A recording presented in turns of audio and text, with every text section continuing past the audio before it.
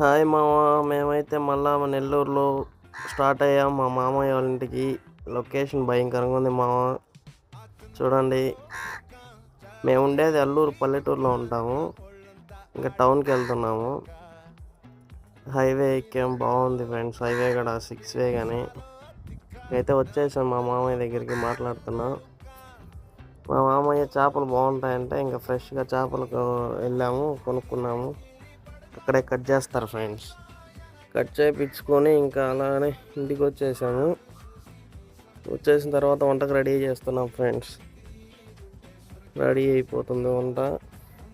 Ready అయిపోయింది. ఇంకా అయితే పొలాల దగ్గరికి వెళ్తున్నాం. బాగా లొకేషన్ ఉంటుందని చెప్పాడు మా మామయ్య. వెళ్ళాము, చూస్తున్నాము.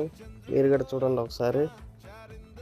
నెల్లూరులో భయంకరమైన లొకేషన్స్ ఫ్రెండ్స్. ఎటు వెళ్ళినా వరి పంటలే, ఎటు చూసినా వరి పంటలే. ఈ వరి పంట అయితే ఒక తాతయ్యది. ఆ తాతయ్యతో మాట్లాడుతున్నాం.